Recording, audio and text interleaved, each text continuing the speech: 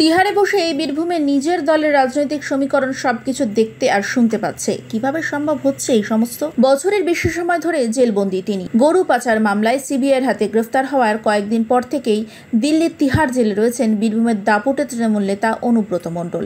এই প্রথম তাকে ছাড়াই বীরভূম লোকসভা নির্বাচন হয়ে গেল। আর ২৪-এর নির্বাচনে শেষে এসে বন্দি দশা থেকেই বার্তা দিলেন কেষ্ট। তার অনুপস্থিতিতে জেলার দলীয় সংগঠনে অনেক ফাঁক ফোকর তৈরি হয়েছে। তা জানতে পেরেই অনুগামীদের উদ্দেশ্যে কেষ্টর বার্তা, আমায় ফিরতে দে, তারপর যা বলার বলবো। তার দাবি, ভোটের পরেই জেল থেকে নাকি বেরোবেন তিনি, এমনকি আবার নিজের হাতে সাজাতে পারেন তৃণমূলের সংগঠন। তিহার জেলে বসে সব খবরাখবর নেন তিনি।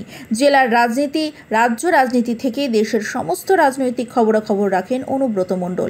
এবার তাদের মধ্যেই দলের কর্মীদের উদ্দেশ্যে বার্তা দিলেন কেষ্ট। তার অনুপস্থিতিতে যে জেলার বেশ কয়েকজন নেতা সংগঠনের মাথা হয়ে বসতে চলেছে, এমন খবর তার কানে গিয়ে পৌঁছেছে। দলের অন্দরে বিদ্রোহের আভাস পেয়েছেন কেষ্ট। এসব তিনি মেনে নিতে পারছেন না।